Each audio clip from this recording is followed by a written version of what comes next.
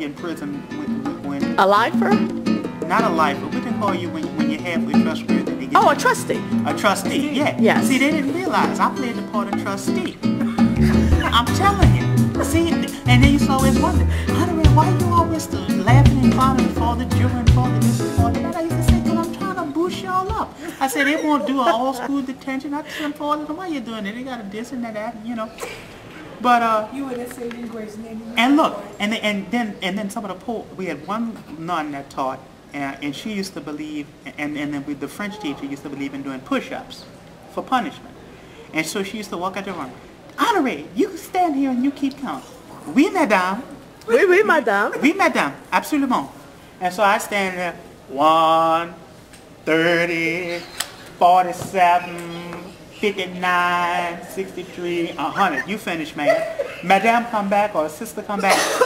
Did you do your push-ups? Oh yes, sister, he did them all. I stood here and I counted them. I counted them. I mean, it was kicks. Saint Life at St. Aug. Oh yeah. So how did you get interested in history? I gotta get him up. Lord, Yes, you did. taped it. Again. Lord, I got interested in history. I don't know. I guess I'm part of history. I don't know. What did your family have a lot of old stories or what? Not really. There were a few stories that my mom and my grandparents told of the time they spent in the country because they're the first generation. Oh, they didn't go up in New Orleans. My grandfather grew up in the country. He moved to New Orleans where he met my grandmother, and they were married in Holy Ghost Church, and then they had my mother, she had me. So they would tell me stories about going back to the country. Oh, okay. But they didn't know anything about the history, really. So when you say the country, where were they?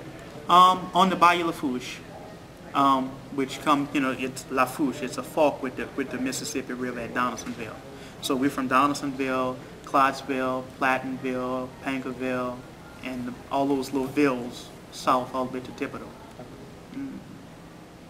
Wow, that's great. Did they speak English or French or Creole? My grandfather spoke. I mean, he could understand it. And he spoke some French. That's where I learned, and my great aunt could speak a little bit of French. Their parents, however, spoke fluent, Creole, French, and English. And then their parents before them, I don't think they knew a word of English. I don't know, but I don't think they knew a word of English. So you call it Creole? Yeah. Now, my father was from Guadeloupe. He would say they spoke Patois.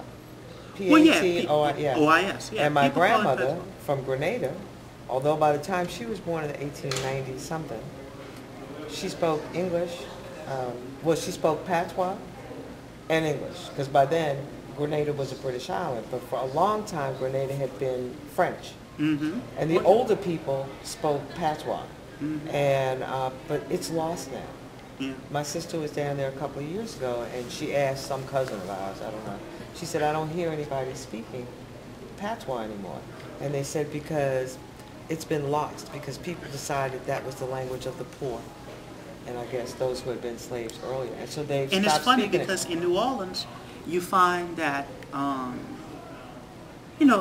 even both in the white Creole community and in the Creole of color community, the higher up you went economically, the more and more you had access to proper little French prayer Right. books and French study manuals until you spoke fluent French.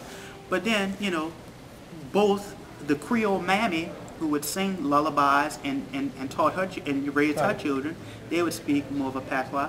And then when she would go and raise the little white folks' children, they'd learn what mammy spoke, you know? Well, the interesting thing was my grandmother could pretty much always understand my father's patois, but he could not always understand hers. Well, There was a difference. I think it's a different in the island. I don't know what the difference. Well, surprisingly, our church is the home of the Haitian Catholic community in New Orleans, and they're so excited because they see Honora and they see all these other names in the church, and they'll come up and start talking, and we just for the life of us cannot understand. Because it's not. It's not. I mean, and now they've developed an alphabet. Well, not alphabet, but they've developed the written Haitian language, and you can get books in Haitian, but. Right. And my father spoke French, traditional French, I guess, and patois, which is, now he has brothers who only speak patois.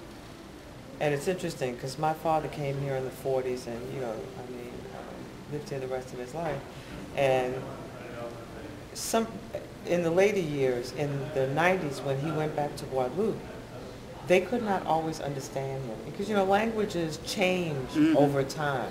And when he was there longer, they would kind of get it. But he had lost, I guess, some of that.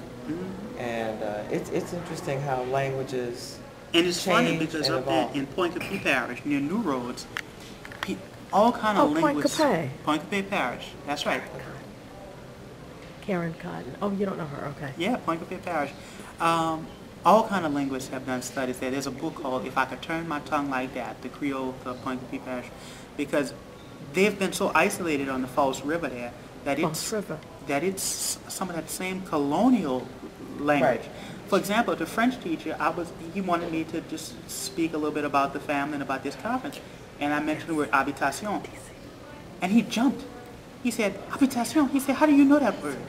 I said, that's the only word I know. That's like habitation de sucre, a sugar plantation. He said, yes, but this word is not used. Since colonial times. But it hasn't evolved. There is no modern, Right. Just like you asked him to say TV. I guess that's the best they're gonna get out of him is TV, But It's languages. And my husband and I went down to Aruba.